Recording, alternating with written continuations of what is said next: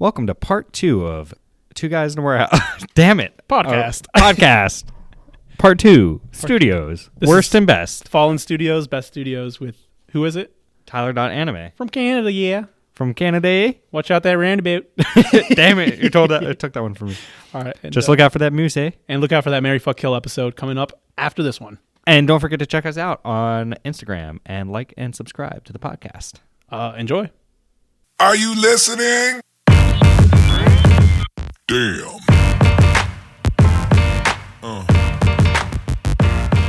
Yeah.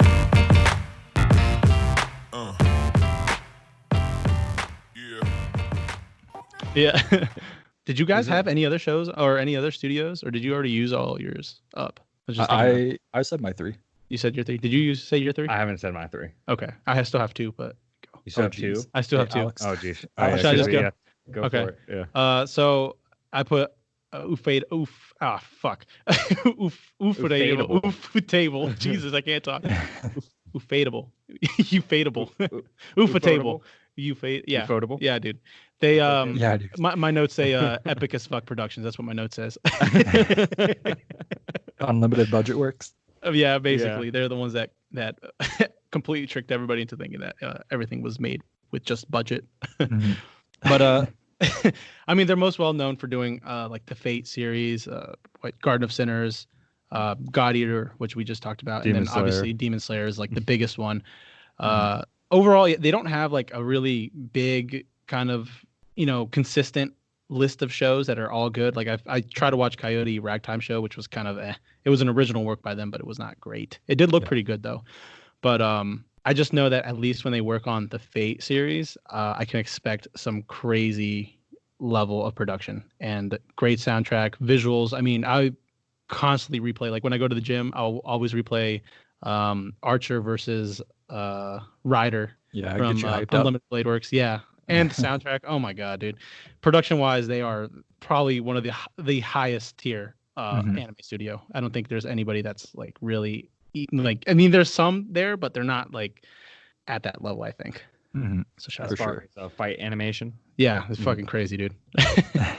Yeah, they're definitely like top of the food chain for production value. But I mean, yeah, I don't think I'll go on. I'll try to keep it short. I won't go on a big tangent about Ufotable, but one of the big appeals for me, as far as productions from them, is that they're known for. I've talked about this a million times in like different posts that I've done, but I feel like the reason they seem to bring these like full packages with like great animation, great sound design, great voice acting, and everything, is because they're one of the studio. Like I know we joke around about how budget doesn't mean everything, but like in a way for them it kind of does, because they're one of the studios that have enough money in their pocket to have everything in-house, and they don't have to cheap out. And like a lot of studios will outsource. Like I was just saying, Studio Orange got outsourced by a bunch of other studios to do CG work. So Ufotable is known for, they have everything in-house, so they have enough money to be able to have their own CG animators, their own color designers. The director is able to work hand in hand with like every person in the production line for the anime to make sure everything meets their vision. And I feel like that's why everything comes together so nicely, and they're able to have this nice cohesive unit. Like even a lot of anime will outsource stuff from different countries. Like there'll be Chinese animators and Chinese color designers and everything that are outsourced by other studios, and then everything doesn't really mesh well together, and they get some people to work on one component of the anime, and then people just throw it together in a pot, mix it together, and see how it turns out. But like Ufotable has the advantage of having everything in one building, and everybody just collaborates and works together. So that's why I feel like their end product is probably, like, in terms of production, they have the best end product out of anybody. Like I would say Kyoto Animation kind of rivals them in a way, but they also work on completely different demographics and different genres. And yeah, I was gonna say, actually, like everything, because I don't know much about the shows predating at least like Kara no Kyokai, but that Fate Zero, or like the Fate series that they work on, God Eater, Tales of Hysteria, and Demon Slayer, even though they're not like connected completely together, they do have that consistent kind of design style by Ufotable, or that I'd expect from them. So I can tell that it's by them. So I didn't know if everything was in-house, but like if you look at the shows, like it's kind of like you can kind of, I guess, maybe assume, but that's interesting to know that they are like one of the few studios that kind of keeps everything like inside their walls. It's so impressive too, because they're able to like they definitely have their own visual identity where you can tell right away by looking at something that it's made by them. But then at the same time, they do a lot of adaptations, and I feel like they don't rip off the adaptation at all. Like you look at all the character designs from Demon Slayer, and it looks like they're straight out of the manga but polished. You look at all the Type Moon stuff, and everything looks like they're straight out of the visual novel. Like all the character designs look very like, I guess they pay tribute really well to their original designs, but then they add, like, Ufotable has this charm that they have when they like throughout their art direction, their animation direction, and you could tell like they definitely have their own visual identity, but they don't like change the source material in any way. Like at least the source art. Yeah, it's like consistent with all their other works, at least. But yeah, that's Ufotable, Godlike Productions, unless also known as Unlimited Blade Works or Unlimited Budget Works. Yeah. All right, Dylan, it's My last studio. Let's see what you got. What you want to say? My last studio is that's up and coming. Studio Wit. Okay. 2013, Attack on Titan. Which, Tyler, I think weren't you just watching all that? Yeah, all I of just the Attack on Titan. Season 2, 3, and I'm gonna call it season 4, but technically 3 part 2, which I don't know why the fuck they named it 3 part 2. It came out in a different year than season 3 part 1, so like just name it season 4, dude. Like, yeah, right. I mean, they've done that. They've done the Ancient Magus Bride. They've done Vinland Saga. You can talk about Rolling Girls. You can bring up Rolling Girls. I love Rolling Girls. Did you? Yeah. And I mean, they've just been able to capture all these shows on such an epic scale. I mean, Attack on Titan, I haven't finished yet. I've watched through most of season 2. I think maybe I finished season 2, but I mean, I think they've just done a great job. I mean, great soundtracks to all their shows. I mean, and everything just looks freaking clean. All the fight scenes are super clean from Attack on Titan, Vinland Saga. I mean, I think they've just done. I think they're a really good show or studio. Excuse me. That's kind of just coming up, and they're actually a subsidiary of Production IG though. So which has done some good stuff. So I think that shows through on with Studio Wit as well. For sure. I was just going to add to, did you guys see the promo art or the trailers at all for The Great Pretender? No, but I've heard about the series, but I haven't paid much attention to it yet. It looks sick, and it's an original. Really? Yeah. Okay. Yeah. That's already top of my list now. Licensed by Netflix though. Yeah, Fuck, it looks fuck. Yeah, it looks really good. And the director, the only other thing that he's worked on for Wit Studio that I can see is some other random ass thing called Hozuki's Cool Headedness. Ooh, good show. Is it a Slice good of show? life in I've hell. never heard of it. Really? It's a slice of life in hell. Oh Is it? man, why have you not told me about this? I've before? told you about it, dude. It's on a Sentai's sale. I it? like it. I enjoy it. It's not like a show that I'm gonna be like, you have to fucking watch it. But No. if you're interested, give it a shot. Just saying. I'm going to Sentai's website now.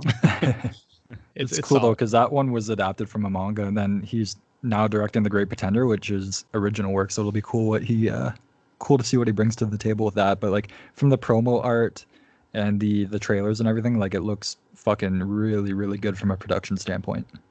Okay. You got me peaked. I'm Yeah, I'm interested. excited. Go check it out after this. I will. It's 23 slated episodes. for 2020. I'm hoping it doesn't get delayed, but it probably will. So you can probably expect it to come out next year. Okay. Well, damn. Just blue balled in an instant. Yeah.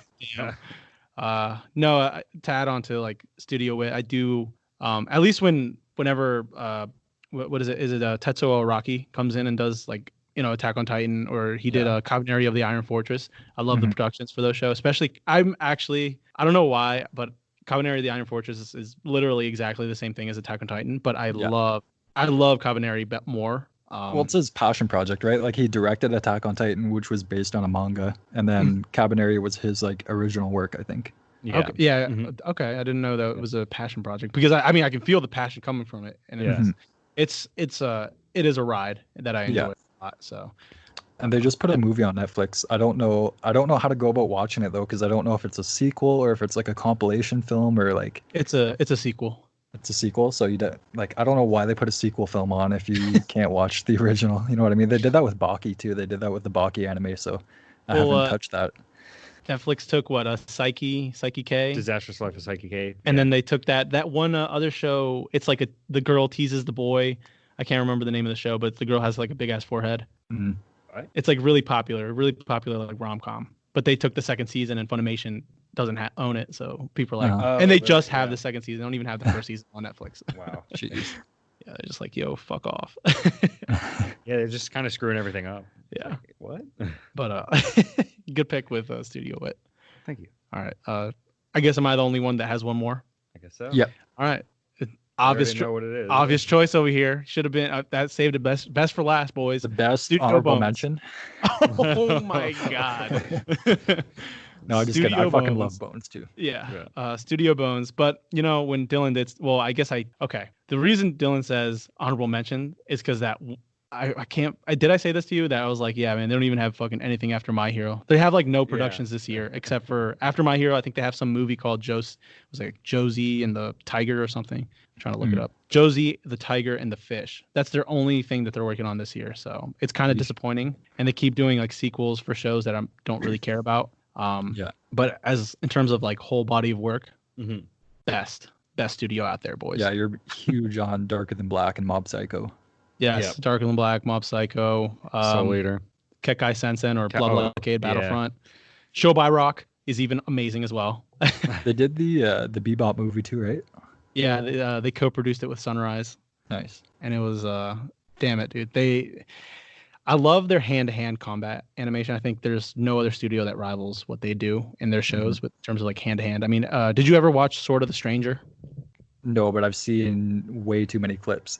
Yeah, dude. So I feel like I've seen every fight scene, but I haven't pieced together the story. It's a pretty basic story. It's like a very, straightforward like samurai movie, but just production-wise it's solid and it still holds up like 13 years later. Yeah. Mhm. Oh, the last fight scene. Yeah. Oh yeah, that was freaking crazy. They have I can't remember the name of the key animator, the guy that always does the cubicles. Oh, Yutaka Nakamura. Yeah, I feel like that's always like synonymous with their style. I mean, he worked on Darker Than Black as well. Yeah. Hood.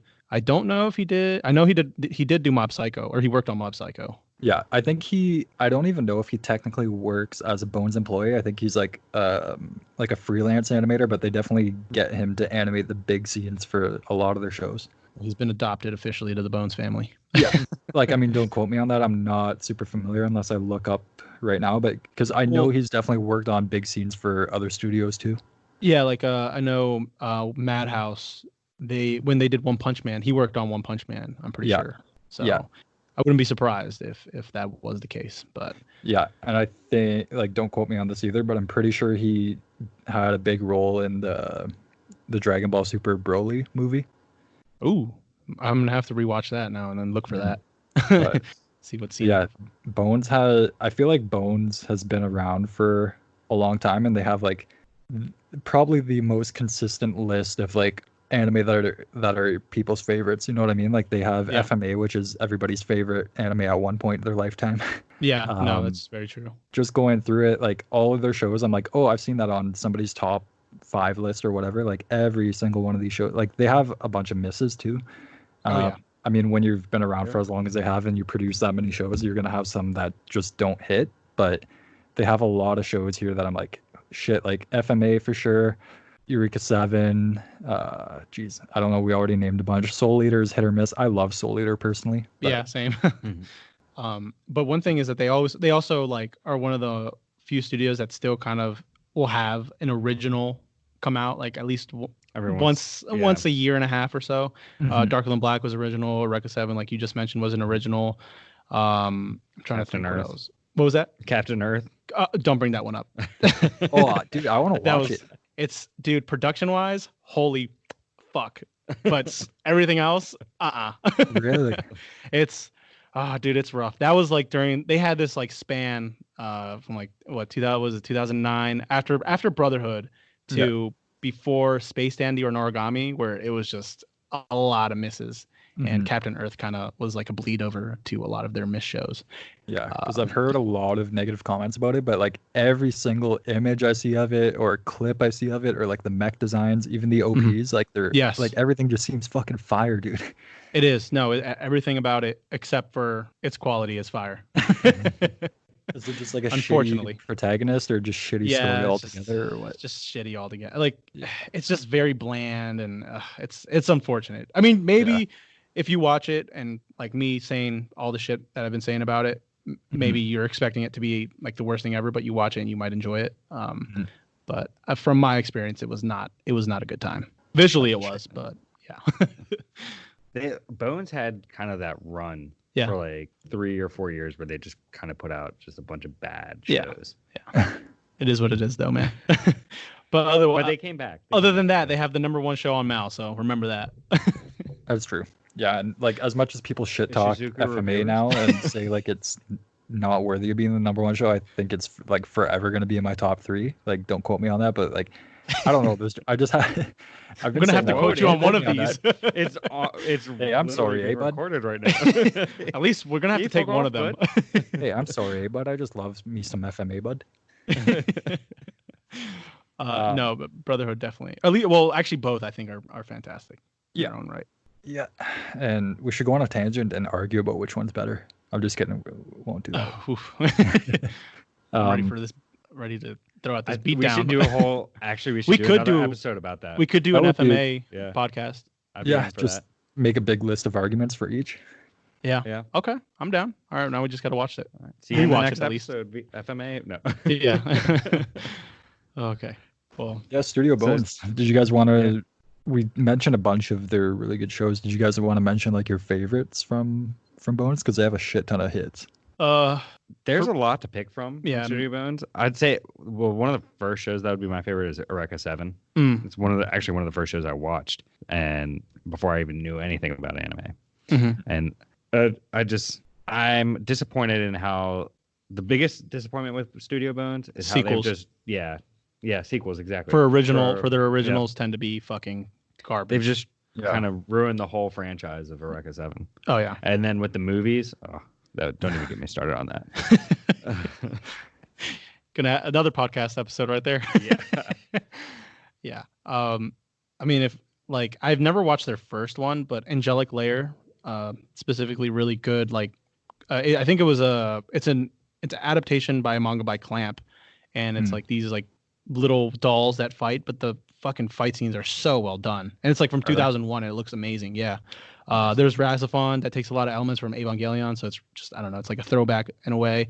Wolf's Rain, a lot of elements from like Cowboy Bebop in there, and the soundtrack's amazing. Scrap Princess, solid fucking fantasy anime. You got the FMA, you got the FMA anime. You got every Studio Bones. Eureka 7 first 13 episodes were bangers. Darker Than Black, Skullman, even though that's like one of their less known shows, was really cool. It's kind of like it bleeds into Cyborg 009 because it's one of the characters is based on Skullman. So that's a cool show. And I could go forever, but I'll just leave it at that. Nice. That's a good way to with you. That's a good note to end it on for Bones. Yeah. Anyway, sorry. No, Dylan, I just completely fucking cut you off, man. I'm sorry, eh? Oh my god, you should have seen his face. He was like about to cry. Okay. I'm sorry, bud. Keep going. Keep talking there. I was just going to say Studio Bones is probably the longest running, most consistent studio. Yeah. And just because as you read down the list, it's like, wow, yeah, it's like you might have like maybe 3, maybe 2 in a row that you're like, oh no, but then it's like 3 in a row that are like fucking amazing. Yeah, because as we're going through the studios, I'm looking at the shows, and then we finally get to Studio Bones, and it's the only one where I'm looking. It's like, yeah, I've watched a lot of them, and if I were to want to watch, if I was looking for a show to watch, and I found a studio that I liked, like Studio Bones, this is probably the only one I could just sit there and go through their catalog and watch every show. Yeah, there might be a couple where I'd be like on High School Host Club, not a big fan, but I could just like go through here and like watch probably most of these shows. Yeah, and then it's worth mentioning too, I think, that like you can go back as far as 2003 and look at Full Metal Alchemist, which was a big hit, and like I know you can argue right now that they're only working on My Hero Academia, which is even now debatably a big hit because it's super, super popular and has a massive fan base. And like, I do think the production value is there, whether or not you're a fan of it. But you can look at like if you were to break up the entire history of Bones into like even 3-year segments, like within every segment of 2 to 3 years, like they do have a hit. They like consistently put out hits on a regular basis, which is, I think a lot of studios end up starting that way and then go downhill. And I think they've just been around for so long and they're still doing such a great job putting out quality shit. So I think that's something that's like they're definitely in their own lane doing that and still producing quality stuff after being around for so long. I mean, last year alone, they had 2 big hits, Mob Psycho 100 2, and then Carol and Tuesday. Yeah. And then on top of that, My Hero. Yeah, on top of that, My Hero still going on. Yeah. No, they're a fucking monster. Best honorable mention you could have picked. Good job, Alex. Oh my god. Definitely the number one honorable mention. I may have to KYS myself after this. I'm sorry, bud. Sorry about that. I'll just retreat over to my igloo. I'm pissing you off there. I'll just go home back to the cold. Oh, okay. At least you got a 6-pack in that igloo? I just got maple syrup. So are we getting into Fallen Studios? Yeah. Well, real quick, do you have the time, Alex? It's too good of a podcast to stop now. All right, cool. I just want to make sure because I was like looking at I'll try and limit my tangents. I apologize there. I'm sorry, bud. No, it's a good job, man. Don't worry. No worries. I think most of the tangent is you apologizing. Yeah. Yeah. I'm just trying to be an authentic Canadian tonight. You guys are gonna have a guest. You're gonna have a Canadian guest. Let's see. What's are you drinking the like number 1 Canadian beer? No, like, I'm drinking. It's probably like from Costco right now. Costco. What's your strongest like beer up there? 2%? Oh my god. You want to come over here and drink with me? Yeah, I do actually. I'm social distancing right now though. Yeah. Okay. Fallen Studios. Fallen Studios. I have 4 like we can listed. Just spitball this one and just talk shit. Yeah. Yeah. Tyler, would you like to go first? I'm gonna bring up the elephant in the room, which is Bones. No, I'm just kidding. I'm gonna bring up Madhouse. Oh shit! My heart dropped. Yeah. No. Okay. Whew.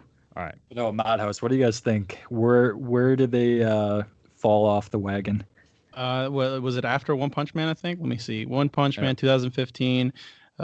Trash. I think they had one good show since then, maybe 2. But like a sequel. So I don't know what happened to Madhouse, honestly. Yeah. After One Punch Man, Prince of Stride, alternative, garbage. Alderman on the Sky, garbage. All Out, trash. I've heard good things of Aka. It's like this political anime. The only show that I look at in their like list since 2015 is A Place Further Than the Universe, which I would say is one of the best shows to come out like this decade in general. That's on a lot of favorite lists. Yeah, it does seem like since at least One Punch Man, they've just kind of dropped altogether, though. I don't think they're... I mean, I've heard like mixed things of the new Ace of Diamond. No Guns Life. Toshi might fight you if you talk shit about that. Really? I hope he will. No Guns Life? No Guns Life. Oh, no, Ace of Diamond. Yeah. Okay. I was going to say, did you guys even finish No Guns Life? No. It was fucking tough, man. That was tough. Bad, yeah. It just skipped a whole fight scene. It just overall, it was just not. It was not it, man. Doro Hetero is basically the better version. Very, very kind of similar. Like heads are not the right heads on that body. Because the guy has a gun head, this guy has a Kaiman head. Yeah. Yeah. But I would agree with you though, Alex. After One Punch Man, there was pretty much nothing. The only thing that they're doing right now is the sequel to Chihiro. And I mean, 3, so.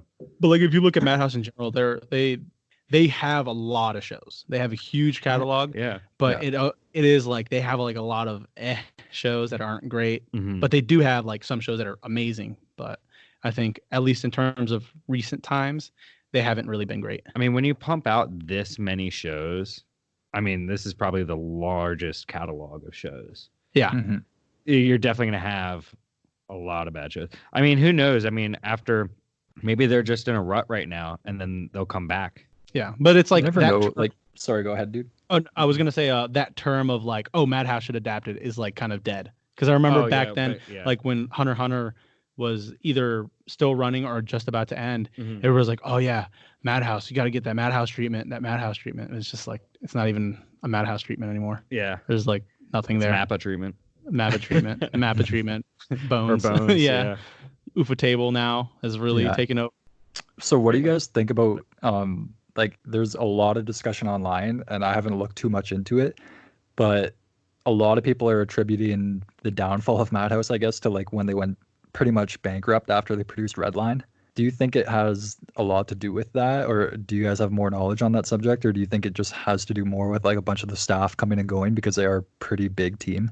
When did Redline come out? That was like 2009. 7, I think. 2009. Yeah, but they were still coming out. Well, they were still coming out with great shows. I mean, I'm not sure. Maybe like I find it interesting because I don't think Trigun did well in Japan, right? Mm. But they did. They released a movie in like 12 years after that show released. And I think it's kind of similar with like Cowboy Bebop. It didn't do well in Japan, but they still made a movie, and I think it was more specifically geared towards the West. So I have to assume that at least I'm not sure like how much money the West kind of can give to like Japanese studios, especially after all the licensing and all that. But I have to assume like they like monetarily, it's not that shouldn't be an issue for them. At least maybe now they haven't made anything like relevant, but for Redline to be the one that kind of brought them down, I can't imagine it. Although I know production-wise, Redline did have a lot of problems. Like it took like 7 years to make. Yeah, it took a long time. I forget the number, but it took. Yeah, it was a big project. It has like 100,000 hand-drawn like key animations, apparently something ridiculous like that. It's visually fucking amazing. And fun fact is, you guys know I'm a fanboy, but Imaishi was one of the main key animators for it before he started Trigger. Nice. And you can kind of tell in the style too. It definitely has influence from him. I would love to see a Redline too. Yeah, that'll never happen. But Redline is like, I know the plot is subpar, but it's definitely one of my favorite films of all time. Dude, like, there was just such kind a of fun watch. Crazy, yeah. I mean, it looks like a Trigger show, so I feel like that's why it's probably one of your favorites. It does kind of look like a Trigger show, doesn't it? Yeah. It's definitely a popcorn movie. Shout out to him. I mean, do you guys have like anything to say about Madhouse? Like, what do you guys think? Because I mean, go ahead. How many times? Let's play a game. Take a drink every time I cut off Dylan. I'm sorry, dude. I'm actually sorry. I'm not trying to apologize as a Canadian. I'm trying to apologize man to man right now. As a human being. What you're gonna say is probably way more important than what I'm gonna say, anyways. Like, yeah, so I like this show. Dude, don't downgrade your opinion. Come on, man. I'm just kidding.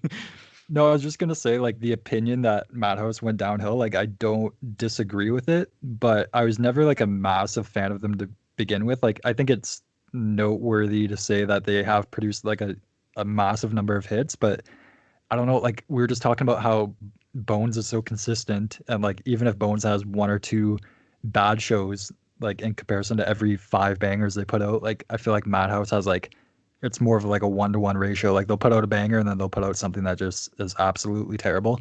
Yeah. And for that reason, like I don't hold them in that high regard as a studio. Like, yeah, they've produced some of my favorite shows, but I think I would give the credit to the specific director or the animator or like the staff behind it, rather than saying like Madhouse is responsible for it. Because I do think them being around for so long and having so many people in and out of the company and contracting different people to work on different projects. Like, for example, I just talked about how much I loved Redline, and one of the main reasons why I loved it so much was probably that probably like the influence that Imaishi brought to it. And then I don't know, like I do hold them in high regard because I think they're a very reputable company, but in terms of their ratio of hits to misses, I don't think they have a very strong ratio. So I wouldn't like I would never put them in a top list for studios, regardless of how many shows that I love from them, just because like they have way too many horrible shows and like a pretty bad track record for me to consider them like a great studio, I guess.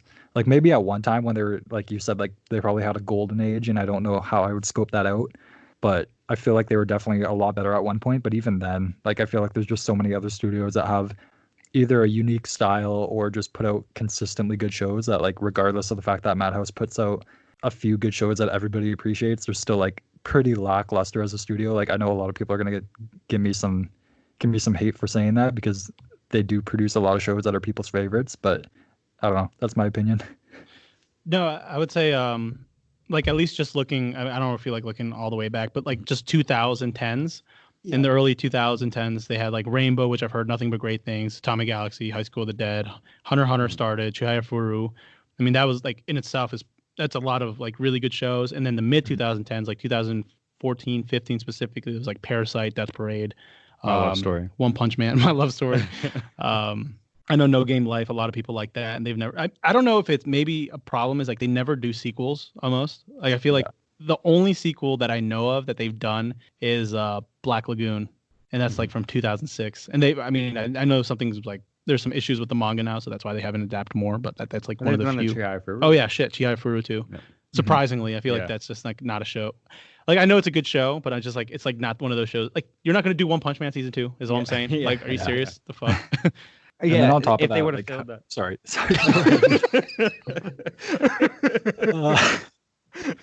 Dude, I'm so sorry. I gotta get my shit together. Never hosting again. Just real quick though, I feel like if they filled. Oh yeah, so I just gotta come in here. Actually, though, go ahead. I think this happened in the first recording. Yeah, when Dylan was introducing us, Tyler interrupted. Yeah. It's just crazy. I see how it is. Yeah. He's trying to push me out. He's trying to make this you and him two guys in that, or you guys have that deep connection where you just talk at the same time all the time. Yeah, could be. No, I just think that if they would fill all that dead space where they have bad shows with sequels, that could really put them on the top. Yeah. For to be a better studio. But I mean, even like the mid 2000s, 2006 to 2010, they had a lot of stuff. Death Note. Yeah, Death Note was a huge. Then Black Lagoon was 2006. Lagoon, yeah. Claymore 2007. That was pretty good. Beck. Oh, fucking Beck. 2005. Yeah. So, I mean, they had their run, but even there, they had their all the like filler shit. Kaiba and 08. It's like 3 years they're on top, and then they just disappear for a bit, and then they come back for 3 years, disappear for a bit, 3 years, disappear for a bit. It's like a cycle. Yeah. Almost like. Go ahead. How many times tonight, man? No, you go ahead, dude. I've talked a lot. I don't even remember my thought now. Oh, fuck, bud. Oh, shit. Oh, man. I don't know what I was going to say. Shoot, I totally lost it. Go ahead, just go with your thing. We'll edit it. Go with your thing. I'll come back if I remember. I don't know. I guess like what I was going to say too about like their consistency with putting out good shows. Just like how much would you actually attribute to them being a good company, you know, like just looking at their catalog, like there's a lot of shows like I mentioned that they are on people's favorite list, and like you could say Hunter x Hunter 2011 was a good adaptation, but it also had like really fucking great source material. Death Note had a really great manga.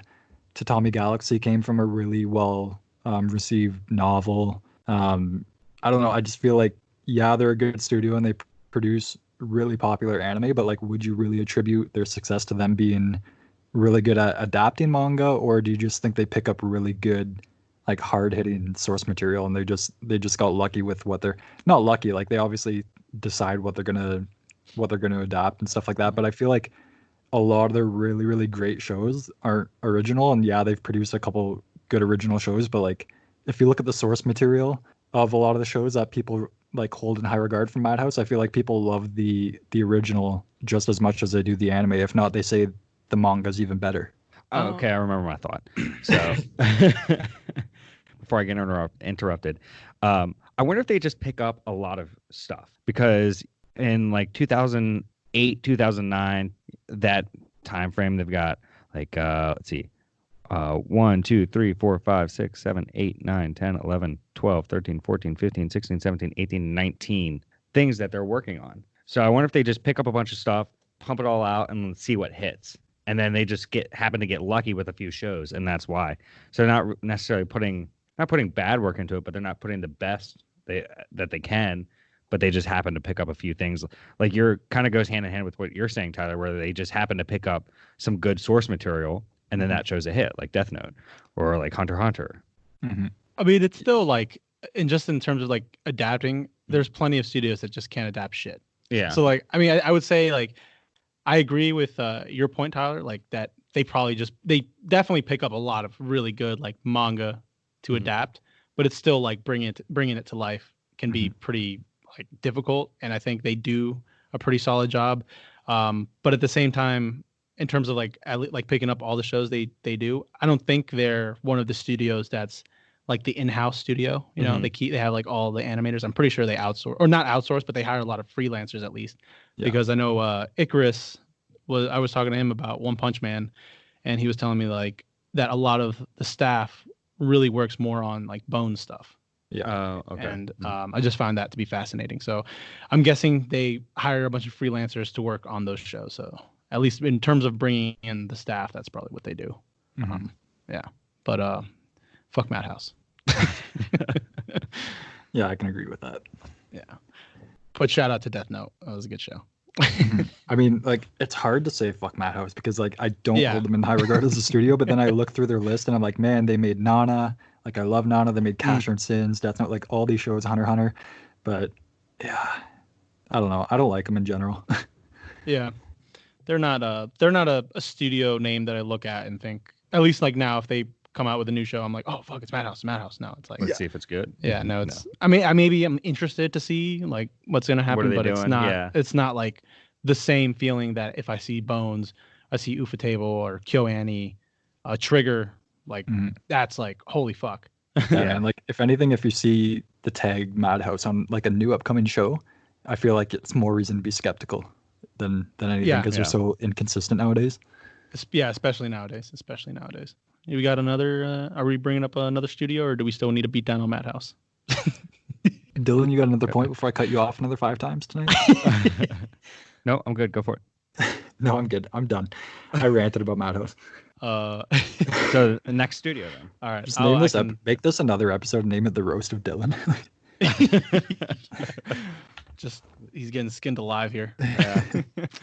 So I just take the beatings. All right. Well, I'll bring a studio because I think Dylan has another studio that we like connected one. I don't know if you had a list or not, but I'm gonna say I got a list. You do? Yeah. All right. You're on my list. Oh fuck. Unless you wanted to go, I don't know. I have a studio right here. Go ahead, dude. Okay. Just take it away. Bless. I was gonna say Studio Manglobe. Oh, okay. Literally a studio that died. Did they die? Yeah, they officially died in what was it, 2015? What was the last show they did? Gangsta. Remember that? And that was like a pretty big shit show because they went bankrupt. As soon as while that show was airing, they went bankrupt. But I mean, they had like one of the best starts. You know, Samurai Champloo, Ergo Proxy, Michiko and Hachin. Like 2 shows that I hold in pretty high regard. Samurai Champloo, you got Shinshiro Watanabe, hip hop, samurai, fun as shit.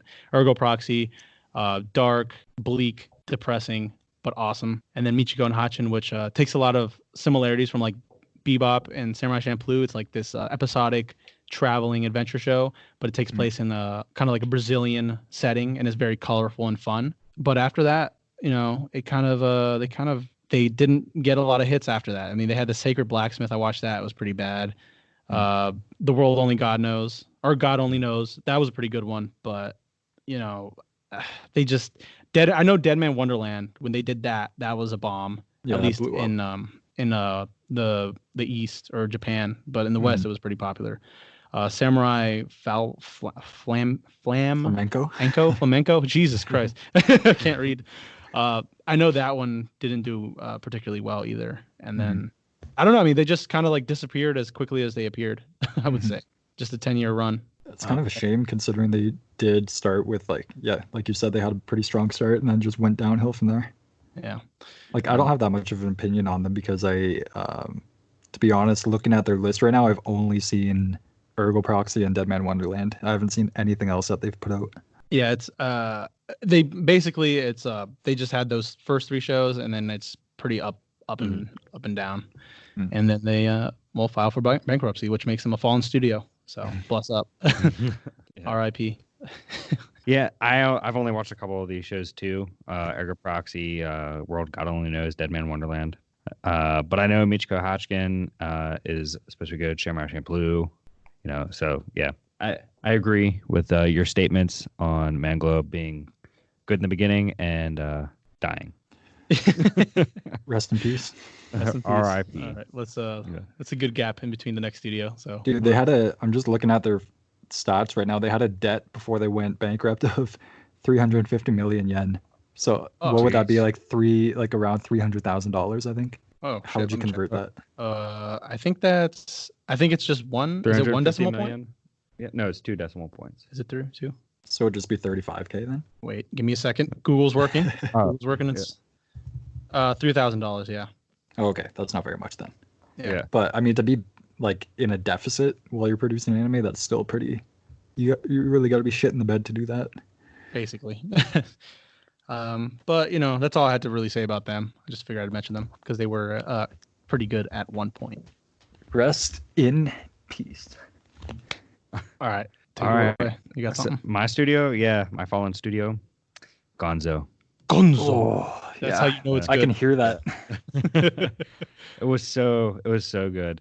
Came out with some great shows. Hellsing did the first season of Full Metal Panic, Desert Punk, Afro Samurai, My Bride is a Mermaid, Last Exile, Summer Days with Ko. Summer Days with Ko. Yeah. So, and then like 2012, they just started having money issues, and they weren't doing anything really special after that. I think the last thing that they did that was okay was Dog and Scissors. But they had a debt of like 30 million yen or something, or $30 million, I think. Yeah, they I think Rosario Vampire, like the second season, like literally bankrupt them. It bankrupted them, but it also saved them. Ironically, like it did bombed in Japan, but in the West, it did so well that it actually kind of saved them. So interesting fact about that. But no, their deficit was estimated over $30 million. Oh my god. Yeah. They were like, I hold them in high regard in terms of like when I just started getting into anime. I remember the intro of Gonzo. Yeah, you always knew you're gonna have a banger. Like every show. Like as soon as I started the show and I saw that, I was like, oh fuck yeah. I feel like back in the sorry. Holy shit. It's so funny, dude. Got him. Yeah. Nice. He's just like waiting for it now. Yeah. Well, no, real quick. We used to watch anime together, and we would just sit there as soon as we heard the Gonzo, we'd just say it out loud together. That's Gonzo. That's how you know it's good. Gonzo. Yep. We'd add that tagline. Good. Yeah. Oh shit. I was just gonna say too, like I remember watching it back in the day, and I wonder if they had a partnership with Netflix, like back when Netflix first started producing anime, because I feel like I wasn't even familiar, but back at that point with anime studios and who produced what or anything. But I feel like every episode of anime that I would turn on Netflix had that intro. Yeah, actually, now you think about it, when I borrowed my friend's Netflix, that's where I watched like Samurai 7, Desert Punk. What else is here? Welcome to NHK. Last Exile, I think, was on there. Last Exile was on there. Kaze no Stigma, My Bride is a Mermaid, Rosario Vampire. I remember all those shows being on Gonzo, on Netflix, excuse me. So maybe they were the first studio to kind of like partner up. Yeah, that's probably what saved them for a bit. Yeah, well, that was Rosario Vampire's streaming numbers on Netflix were pretty good. Oh yeah, they definitely did. Now that I look at everything they've produced, like the majority of it was on Netflix at one point. Oh yeah, but yeah, whenever, I don't know when the hell they died off. Probably after Rosario Vampire. Yeah, because I don't see any. Well, I guess Dog and Scissors. They did do that sumo anime, that Shonen Jump series, Hinomaru Sumo. Oh, did they? I had no idea. That was pretty recent. Yeah. They did Conception, which is absolutely terrible and is like the worst idea for a fucking anime adaptation. They did Try Nights, which I heard was not great, and now they're doing Phantasy Star Online, which was not great either. So they kind of suck, man. They have a weird history too, because I feel like I should probably look more into this, but I'm pretty sure it was founded by somebody like when Gainax kind of like broke up and Imaishi went off on his own way. Like one of the founders of Gonzo was one of the people who were like pretty top of the food chain in Gainax. Yeah, so I feel like that was kind of like the downfall. Like when Gainax broke apart, then all these other little subsidiaries, I can't talk. All these other like minor companies kind of formed. Yeah, Gonzo. Yeah, a lot of the staff just kind of split up, made their own thing, and I mean, and you can kind of see it in the animation. So basically, Gainax is the OG for all the anime that we have these days. Dude, Gainax was formed by people that just wanted to make cool ass shit. That's it. Yeah, pretty much. But yeah, damn. Gonzo. That hurts. That hurts in the soul. Yeah. Speaking of Dude, Hellsing, one of my favorite shows. I know, way better than Ultimate. I'm just gonna say that right there. Yeah, Hot take. Sure. Fuck Ultimate. I haven't seen either. I definitely want to though. You haven't watched Hellsing yet? Nope. I think I might save the original and watch it like around Halloween. Oh Yeah, yes. that'd be good. Yeah. Mhm. Good, fun stuff right there, boy. I guess speaking of Gynax, are we gonna bring that up? I feel like that could be its own episode, to be honest. Okay, we can save it for another episode. Like the downfall of Gynax. Like there's so much Oh my history and stuff involved in that, and like even new information is coming out today about lawsuits happening with Hideaki Anno, like trying to sue the company because they're just withholding like the rights to Ava and stuff like that. And like apparently there's this whole fiasco going on with because obviously he has the rights right now to Ava because he's producing it with Studio Kara, like the movie or whatever.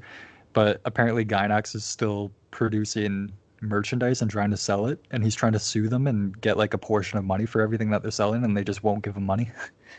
Have you seen a DigiBros video on that? No, not the full thing, but I've read like a Cliff Notes version of it on Twitter. It's really, really, really good. There's a lot to be There's unpacked. so much. It's a half hour long? It's a half hour, but it's like a half hour worth of time. Yeah. For sure. Is Especially it if on you're that interested. topic? Yeah, it's like all about like how Studio Kara came to be, about the merchandise like fiasco, about how certain shows have just been kind of like locked away and you just can never touch it. Like I think Gunbuster is one of the shows that is just Right. like disappear. You can't like because they apparently moved their assets to a separate. Well, they made a entity or couple some shit. subsidiaries like Gynax, so and so. Yeah, or Gyna. Yeah, Gyna. And they kind of like moved all their money around and moved all the production around. Some like fishy shit, dude. So basically, That's a they're like, oh, well, we don't really own it. Yeah.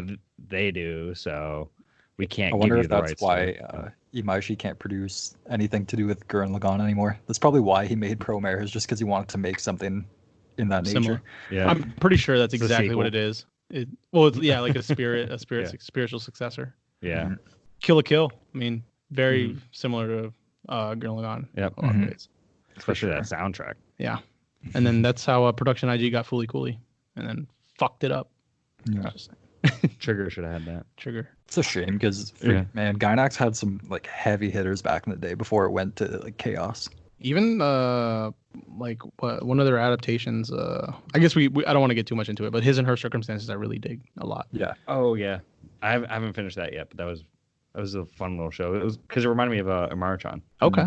Oh, because Especially yeah, kind of like dual gets a little- personality yeah. thing. Yeah, I get you. So are we just gonna not get too into it, but basically just pick Gynax as the next one? Are we all? Is this like the free play? Yeah, I guess we can all pick just Studio we can Gynax. just all agree that Gynax went downhill, and we could talk about it more in depth another night. Yeah, I'd be down for that. All right. Did you have another pick? No, I honestly didn't even pick Studio. Like I was just thinking off the top of my head, Madhouse and Gynax, but I feel like Gynax is kind of a beast of a topic to get into. Oh yeah, Yeah. it's Well, I've got a quick one that I can just throw out there, just like a really bad studio in general. Is this your hot take? The one that I was saying maybe not. No, Okay. Eight Is it bit. Bones? 8-bit. Yeah, it's Bones. Worst studio. No, it's 8-bit. Dude, I don't even know any. Stars Line, Infinite Stratos. Oh my That time I got God. reincarnated as a slime. How do they Tokyo make money? Ravens. I don't know. I don't know how they make money. Merchandise. They I just guess. they just have because there's a lot of that time I got reincarnated as a slime merchandise out there. I mean, I think Infinite Stratos is actually pretty popular. Yeah, They but made I don't think Aquarion it's Evil. Shonen guys- Maid. You guys ever heard of that? What is it called? Aquarion. Aquarion. It's like it's a mecha. It's written by Mario Kata, so it kind of has like some similar. It's not as gruesome at all, but like I guess the character interactions and like the drama and stuff you can kind of compare it to IBO. Okay. But- I know. I've seen it on Funimation's website actually. Now that I Not- look. It's not like anywhere near as good, but it's one that I watched when I was like 13, so I have like fond memories of watching it because I thought it was badass at the time. But now that I think about it, it's pretty bad. yeah, there's like nothing in here. Dude, this is just a bad studio. Yeah, exactly. That's what I'm saying. That's why I was like, let's just finish off with just one that's. You like, just saw Tokyo literal. Ravens, and you're like, oh fuck, they did Tokyo Ravens. Yeah, I don't recognize a lot of it, and what I do recognize, I'm like, oof. Yeah. Rough. My favorite pop idol made it to the Grisasia. Bokoden. I think the Grisasia stuff is their best. I've heard that series is pretty popular as well. Well, they did a Macross film. What? Yeah, Frontier. That's so random. From 2009. Utahime. I've seen.